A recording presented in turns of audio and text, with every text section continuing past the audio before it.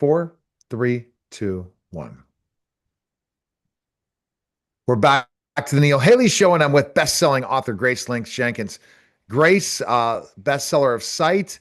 Now I'm into the book. I'm intrigued about the whole thing. I see specifically what you meant about the cat, and then I'm getting closer and closer to something pretty interesting. But you have someone you want to talk about as a character today. Yes. So in the first chapter, you actually got to encounter the other self. So inside of this book, throughout the book, in Noah's dreams, he sees this monster, and it is this ever looming presence. And the thing about it is, especially with me, I love symbolism. I love it so much. So in this book, the other self is meant to basically be Noah's own reflection of himself throughout the novel. And it's his whole entire view of himself, it's his whole entire view on life. So as you go through the book, you will actually see the other self change according to Noah's perception. See, this is very interesting because perceiving different people. What does that symbolize for you, that monster?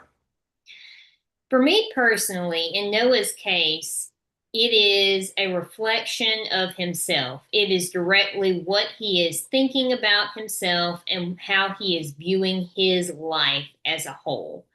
You will see other areas in the book where Noah will have views of others, but I think in Noah's case, he is such an introspective character.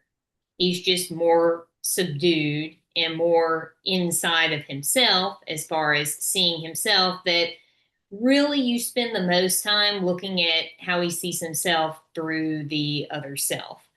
And in this case, obviously, the way that the other self is first described, I'll let you be the judge of how Noah is viewing himself in this particular case. Exactly. I think that that's the way you perceive yourself in the mirror is almost the monster in so many ways. Yeah, exactly. Especially if you are dealing with any form of mental disorder, particularly with depression. This is something that a lot of people I think will resonate with. When you're depressed, you don't see yourself in the best way.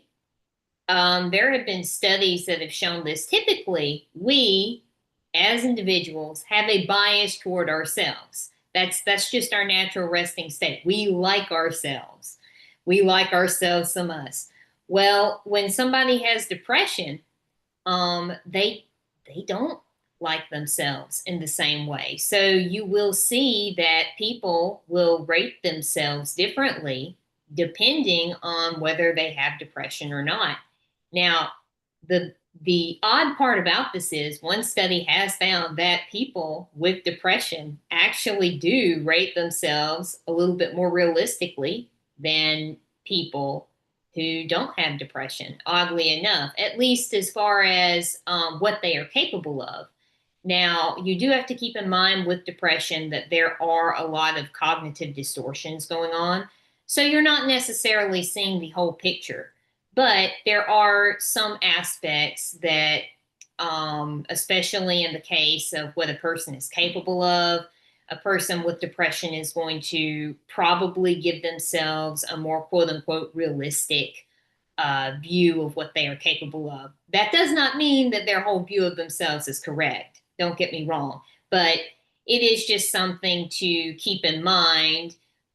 Generally, we like ourselves. Depression causes us not to like ourselves. Therefore, the way that we view ourselves becomes distorted into this almost monstrous thing.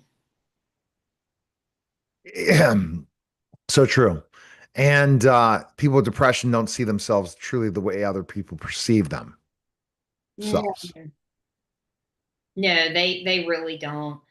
And it can be very frustrating, especially because you see a person with depression and they could be just such a kind, wonderful human being. They're trying to take care of other people. They work hard. They're compassionate, but they just can't see it because they are in this fog. And it's not really their fault. It's not like you choose to be depressed, but you have these cognitive distortions as a part of depression that keep you from seeing yourself the way that other people see you. Right. And the way other people see us sometimes in that lens is a different type of lens Yeah, exactly. because you never know what that person is going to bring to the table. You never know those things. And I think that the sad thing is once you perceive yourself the way you perceive yourself, you act that way in front of other people, even if other people didn't perceive you that way. Oh yes, it can definitely contribute to that. You may notice somebody with depression may act a little bit more withdrawn. Some people are more irritable. It really does depend on who the person is. There are also some people that are just very good at hiding their depression. So you may not even know what's going on until it's too late, which is So, very sad, but that just tends to be the case. so when you were in the psychology department, did you see that? Did you see this specifically when you were like case study and different things that people who don't show that they're depressed are truly depressed? Oh yeah, you'll see that a lot. So one of the things that got me is you will have your people who are more vocal about it, and then you will have people who will hide it. You have your, what I would like to call your performers and your hiders. And it sometimes depends on the personality of the person. You may also have some people, and this is something that really, really grinds my gears. If you are out there and you do not have this particular mental disorder, please do not pose like you have that mental disorder. It is a horrible thing to do. You should never, ever, ever use any sort of physical or mental condition to get attention, whether online or otherwise. It's okay if you're explaining, hey, I'm having a rough time right now. That's fine. But do not weaponize that ever to excuse your bad behavior. Do not weaponize that to obtain some sort of attention so that you can feel better about yourself or you can have some sort of weird validation. That's something that I have seen a lot, and I'm really sorry. It's just something that really, really aggravates me. And this was something that I saw all the time. So people were impersonating they had that disorder when they never did. Yes. Or they are extremely vocal about it and will use their disorders to excuse their bad behavior. There are, So my question on that is, what do you think of that when you have somebody who is clinically depressed or has PTSD and they act out in specific areas and then they blame it's because of that? You don't like that. You want them to be working on it. yeah, absolutely, of course. It is not fair to the people around you to treat them like garbage. I do not care what you are going through. And I'm going to be honest, I have gone through some things. I have gone through chronic pain. I have gone through mental disorders.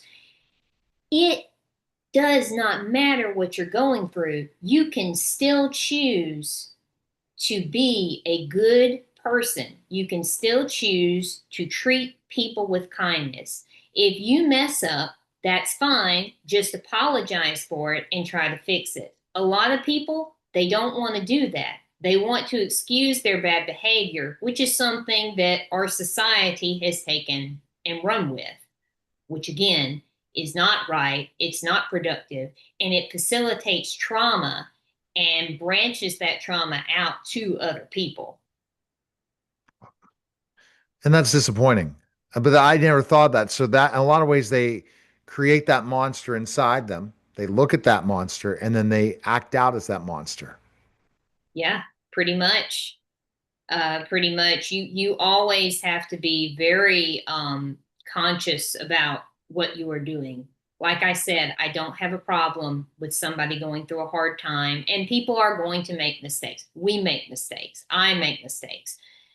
But the point is that you look at your mistakes, you apologize, and then you move on to improve yourself. And the road is not easy, it can be very messy. Right. But the point is that you continue to work on yourself, and you're not using your bad behavior or your disorders to excuse your bad behavior and keep you stuck in this particular area where you're not being the best person that you can be. Okay.